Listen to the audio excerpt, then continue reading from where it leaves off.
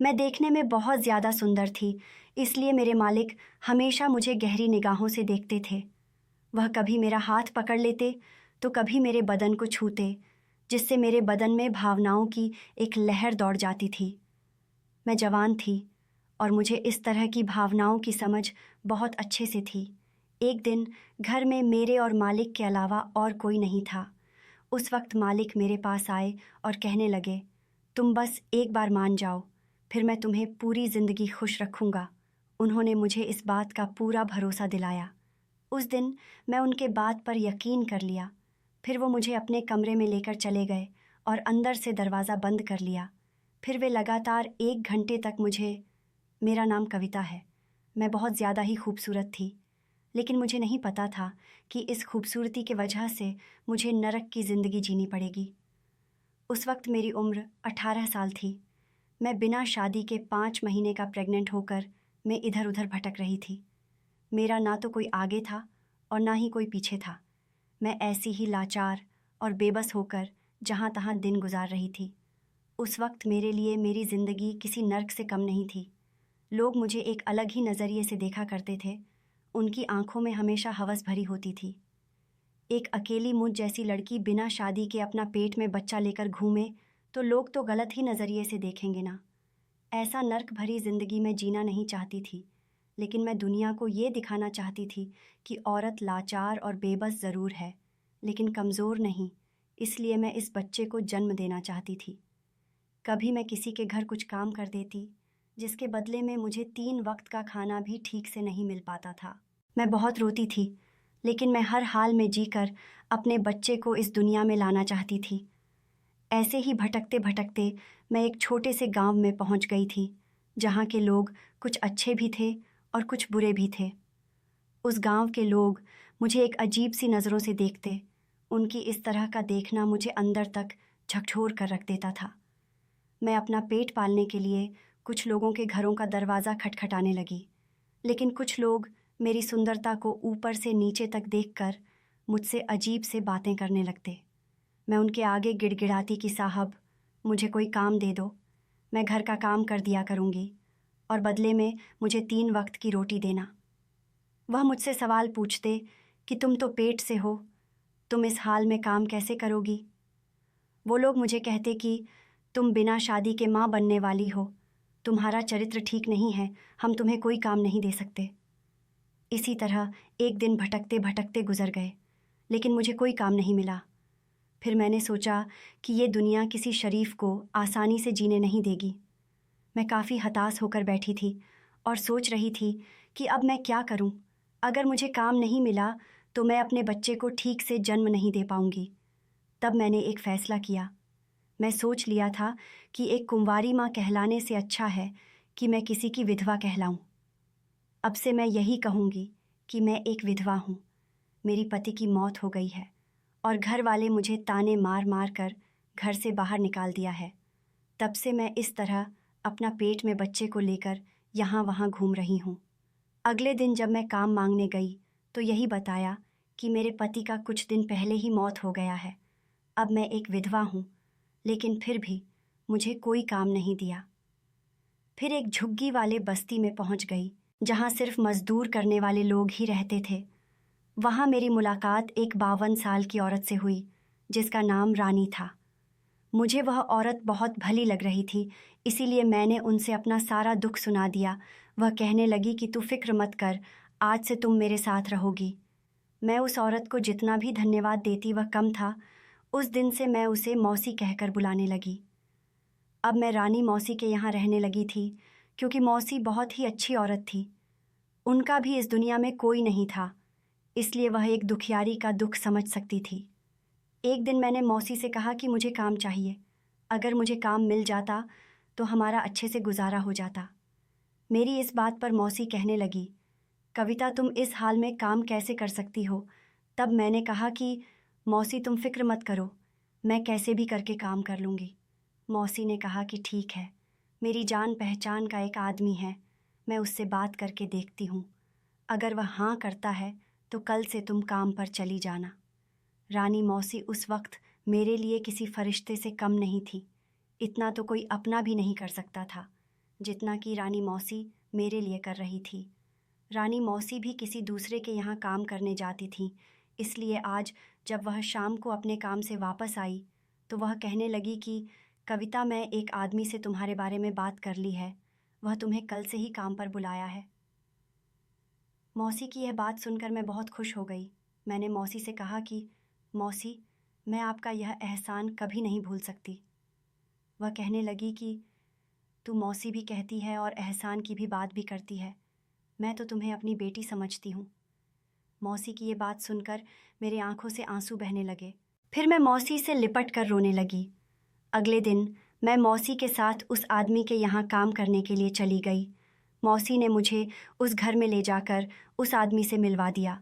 फिर वह अपने काम पर चली गई। वह आदमी कोई ज़्यादा उम्र का नहीं था। वह एक 25 साल का नौजवान था और अभी अभी एक बड़ी कंपनी में ऊंचे पद पर उसे काम मिला था। उसने मेरा नाम पूछा तो मैंने बताया कि मेरा नाम कविता है। तब वह मुझे ऊपर से नीचे तक घूरने लगा। ये देखकर मुझे बहुत बुरा लग रहा था। फिर उसने कहा कि तुम तो प्रेग्नेंट हो, इस हालत में तुम काम कैसे करोगी? मैंने कहा कि साहब, आप फ़िक्र मत कीजिए, मैं आपका सारा काम दूंगी, बस आप मुझे काम बता दें। फिर उसने पूछा कि तुम्हारा पति कहाँ है? मैंने कहा कि वह अब इस दुनिया में नहीं है। अभी कुछ 3 महीने पहले ही एक दुर्घटना में उनकी मौत हो गई है। उस वक्त मैंने गौर किया कि उनकी नज़रें मेरे गोरे बदन पर ही टिकी हुई थीं। वह चाहकर भी अपने नज़रें मेरे ऊपर से नहीं हटा पा रहे थे। उसी वक्त उनके फ़ोन पर किसी का फ़ोन आया और मुझे काम बताने लगे। फिर मैं घर के अंदर आकर साफ़ सफाई का काम करने लगी। मेरे उस साहब का नाम अनिल था, जो देखने में बहुत शरीफ लगते थे। उन्होंने मुझे बता दिया था कि वह रोज़ सुबह 10 बजे अपने ऑफ़िस के लिए जाते हैं, इसलिए मुझे सुबह ही उनके लिए नाश्ता बनाना पड़ेगा। मैंने कहा, हाँ ठीक, मैं वक्त पर आ जाया करूँगी और सबसे पहले आपके लिए नाश्ता ही बना दिया करूँगी। इसी तरह मैं वहाँ अच्छे से काम करने लगी और अब साहब से मेरी अच्छी बातें होने लगी थीं। उनका भी रवैया मेरे प्रति बहुत ही अच्छा था। एक दिन साहब जब शाम को काम से आए तो वह मेरे कुछ खाने का सामान लेकर आए थे। वह मुझे देते हुए कहने लगे कि कविता, यह तुम्हारे लिए है। यह सब देखकर मैं बिल्कुल हैरान थी। आखिर एक नौकरानी के लिए इतनी हमदर्दी क्यों? मैं इस बात को समझ नहीं पा रही थी। मैंने साहब से पूछा कि साहब, यह सब किस लिए? मैं तो आपका एक मामूली सी नौकरानी हूँ, फिर इतना सब मेरे लिए क्यों? वह कहने लगे कि कविता, मैं देख रहा हूँ कि तुम्हारी हालत ठीक नहीं है। तुम प्रेग्नेंट हो और तुम्हें पूरा दिन काम करना पड़ता है, इसलिए तुम्हारी सेहत के लिए ये सब खाना बहुत ज़रूरी है। मैं साहब के इस व्यवहार से बहुत हैरान थी। आखिर मैं एक मामूली सी नौकरानी थी और काम के भी पैसे लेती थी। खैर, अब मैंने उनसे ज़्यादा सवाल जवाब नहीं किया और चुपचाप वह सब कुछ रख लिया। मैं देख रही कि साहब की नज़रें हमेशा मुझ पर ही होती थीं। फिर आज ये अचानक से मुझ पर इतनी मेहरबान। इसी तरह काम करते हुए वहाँ मुझे 2 महीने हो चुका था। एक दिन मैं काम पर जाने ही वाली थी कि तभी मेरे पेट में बहुत तेज़ दर्द होने लगा। मौसी मेरी यह हालत देखकर समझ चुकी कि मैं बच्चे की जन्म देने वाली हूँ। वह मुझे फ़ौरन से सरकारी अस्पताल में ले जाकर भर्ती करवा दिया। वह अस्पताल बस्ती से कुछ ही दूरी पर था। लगभग 4 घंटे तक दर्द सहने के बाद मुझे एक बेटी हुआ। उसे देखकर मैं बस रोए जा रही थी, क्योंकि कितनी मुश्किलों का सामना करना पड़ा था मुझे। मेरी रानी मौसी बहुत खुश थी। वह कहने लगी कि भगवान का लाख लाख शुक्र है कि सब कुछ ठीक से हो गया। कुछ ही घंटों के बाद मैं बच्चे को लेकर मौसी के घर आ गई। उस वक्त मौसी ने मेरा और बच्चे का बहुत ख्याल रखा। शायद इतना कोई अपना भी ख्याल ना रख पाता। 25 दिन के बाद से मैं फिर अपने बच्चे को लेकर उस घर में काम करने के लिए जाने लगी। आज 25 दिन के बाद मैं साहब के यहाँ काम पर आई थी। जब साहब की नज़र मेरे ऊपर पड़ी तो वह मुझे और बच्चे को देखकर अजीब से मुस्कुराने लगे, जिसे मैं समझ नहीं पाई कि आखिर उसका मुस्कुराने का कारण क्या था। फिर मेरी नज़र मेरी सीने पर गई तो मैंने देखा कि बच्चे को दूध ना पिलाने की वजह से मेरी सीना भारी हो गया था और दूध बह रहा था, जिससे मेरे कपड़े गीले हो गए थे। साहब इसी को देखकर मुस्कुरा रहे थे, जो मैं अब समझ पाई थी। ये सोचकर मुझे बहुत बुरा लग रहा था तभी मैं घर के अंदर चली गई और एक कोने में बैठकर बच्चे को दूध पिलाने लगी। कुछ देर के बाद मैं ज़मीन पर ही एक चादर बिछाकर अपने बच्चे को सुला दिया और घर के काम में लग गई। मैं किचन में नाश्ता बना रही थी, तभी साहब वहाँ आ गए और कहने लगे, कविता 25 दिन बहुत परेशानी हुई मुझे घर को संभालने में, देखो सब कुछ कितना बिखरा पड़ा है। मैंने कहा कि साहब जी अब मैं आ गई हूँ ना, सब काम अच्छे कर दूँगी, आप फिक्र ना करें। तभी साहब मेरे बहुत करीब आ गए, जिसे देख मैं एकदम से घबरा गई। तभी मैं उनसे थोड़ी दूर हटी और दूसरे काम को करने लगी। मैंने कहा कि साहब आप जल्दी से तैयार हो जाइए, मैं अभी नाश्ता बना देती हूँ। थोड़ी देर के बाद मैं नाश्ता बनाकर उनके टेबल पर देने के लिए चली गई। तभी मेरी साड़ी का पल्लू टेबल में फंस गई और मेरा पल्लू नीचे सरक गया। फिर मैं अपना साड़ी ठीक करने लगी। तभी मैंने देखा कि साहब की निगाह मेरे दूध से भींगे कपड़े पर ही थी, जिससे मुझे बहुत ही बुरा महसूस हो रहा था। मैं फ़ौरन से नाश्ता का प्लेट रखकर वहाँ से चली गई। फिर मैं घर के साफ़ सफाई करने लगी, लेकिन साहब का इस तरह से मेरे ऊपर नज़र रखना मुझे बहुत बुरा लग रहा था। मैं पहले ही बहुत ज़्यादा दुख झेल चुकी थी, लेकिन अब मुझ में और ज़्यादा दुख झेलने की क्षमता नहीं थी। उस दिन दोपहर का वक्त था। घर के सारे काम करने के बाद मैं अपने बच्चे के साथ नीचे ही चादर बिछाकर लेटी उसे दूध पिला रही थी। तभी मुझे महसूस हुआ कि मुझे इस हालत में कोई देख रहा है। जब मैंने अपना मुंह पीछे की तरफ किया तो पीछे साहब खड़े थे। मैंने तुरंत अपना कपड़ा सही किया और कहने लगी, साहब आज आप इतनी जल्दी आ गए। वह कहने लगे कि हाँ, आज मेरी तबीयत थोड़ी ठीक नहीं है, इसलिए थोड़ा जल्दी आ गया। मैंने कहा, आप मुंह हाथ धो लीजिए, जब तक मैं आपके लिए चाय बना देती हूँ। इतना कहकर मैं किचन में चाय बनाने के लिए चली गई। जब चाय बनाकर बाहर आई तो मैंने देखा कि साहब मेरे बच्चे को अपने गोद में लेकर उसे खेला रहे थे। ये सब देखकर मुझे यकीन नहीं हो रहा था। मैंने उनको चाय दी और बच्चे को मैं अपने गोद में ले लिया। वह कहने लगे कि बहुत प्यारा बच्ची है, बिल्कुल अपनी माँ की तरह। इस बात को सुनकर मैं शर्मा गई और अपने नज़रें झुका ली। साहब मुझसे कहने लगे कि कविता आज मैं तुमसे कुछ कहना चाहता हूँ, पर कैसे कहूँ मुझे समझ में नहीं आ रहा है। मैंने कहा कि क्या बात है साहब जी, आप इस तरह से रुक क्यों गए। फिर वह कहने लगे कि कविता मैंने जब से तुम्हें देखा है तब से ना जाने मुझे क्या हो गया है। मैं दिन रात तुम्हारे बारे में ही सोचता रहता हूँ।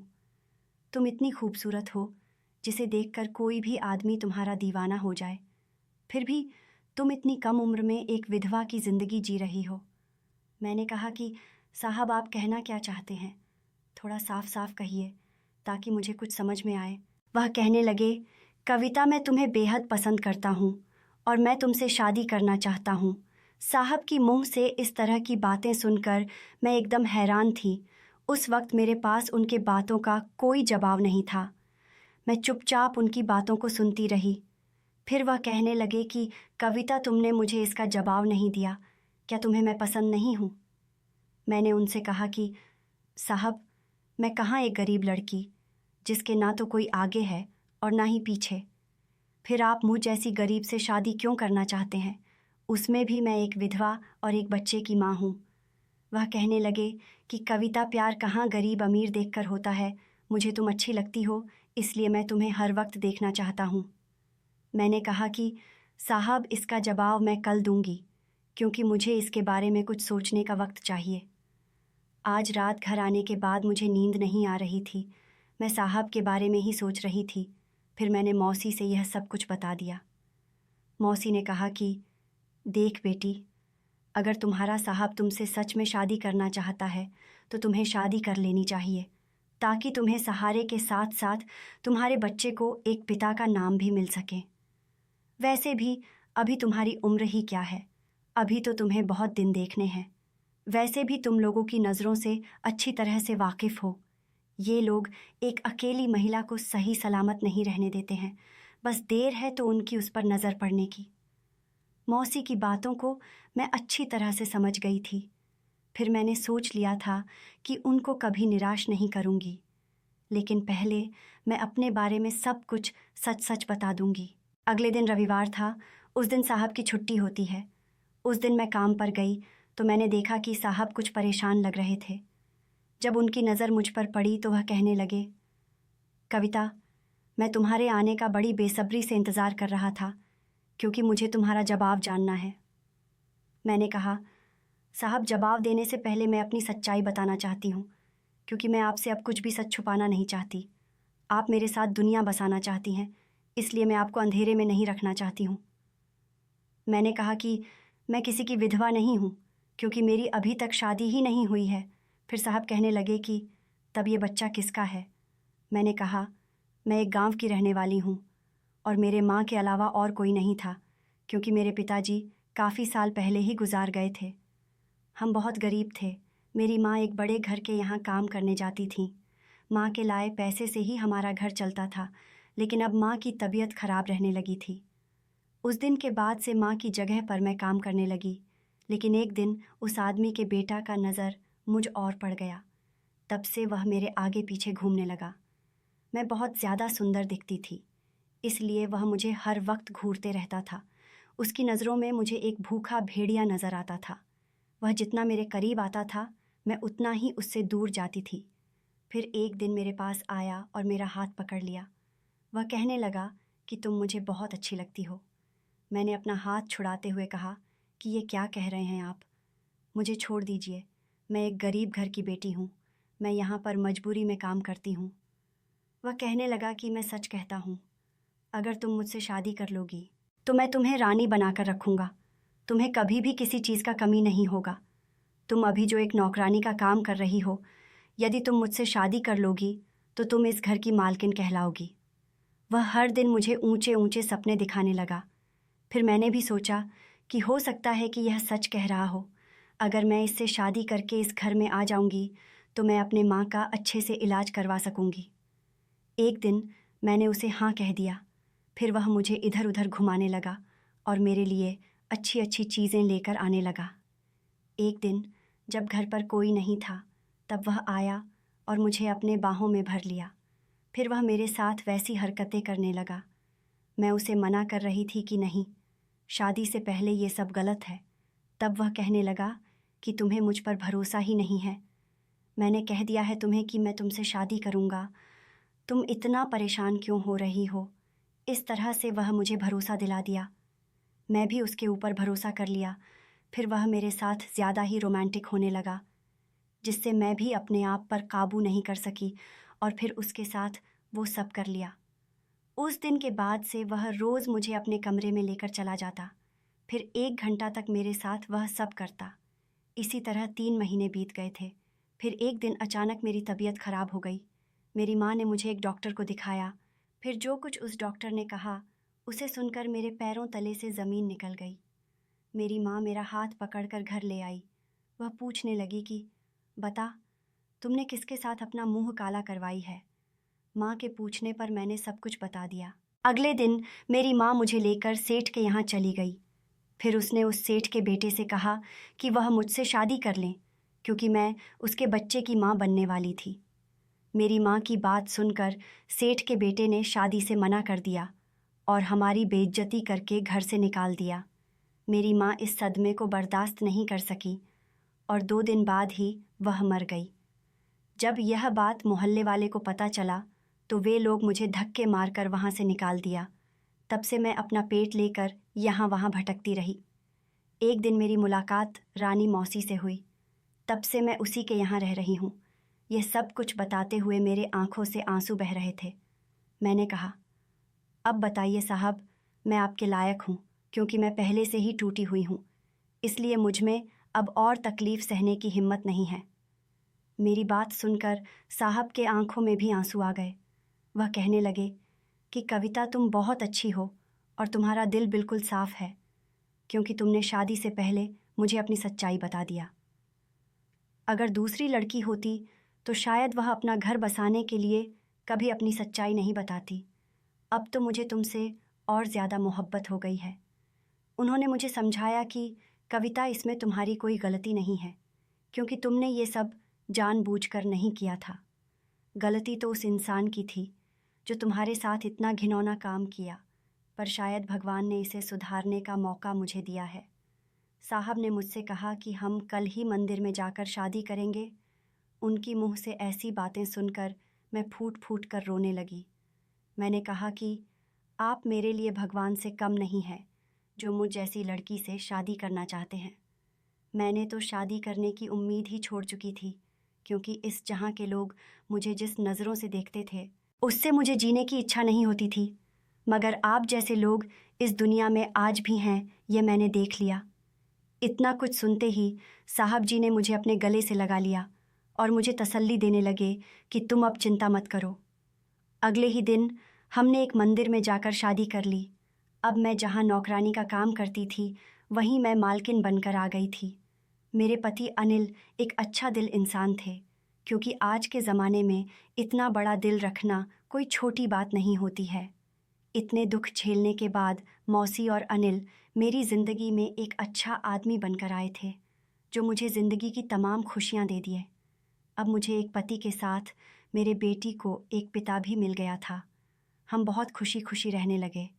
फिर मैं खुद ही घर को अच्छे से संभालने लगी थी। कहते हैं कि जीवन में आप पहले दुख भोगे हैं तो एक दिन सुख भोगने का भी अवसर ज़रूर मिलेगा। दोस्तों, आज भी देश में ऐसे कई घटनाएं सुनने को मिलते हैं, लेकिन जो इंसान हर किसी की भावनाओं का सम्मान करे, फिर चाहे वो अमीर हो या गरीब हो, तो उससे बड़ा दिल किसी का नहीं हो सकता। इसलिए आप भी एक अच्छे इंसान बने और दूसरों की भावनाओं का कदर करें। दोस्तों, उम्मीद करती हूँ आपको हमारी कहानी पसंद आई होगी। कहानी पसंद आई है तो वीडियो को लाइक करें। चैनल पर नए हैं तो चैनल को सब्सक्राइब करें और हाँ, नोटिफिकेशन बेल को ज़रूर दबाएं ताकि अगली अपडेट सबसे पहले आपको मिले।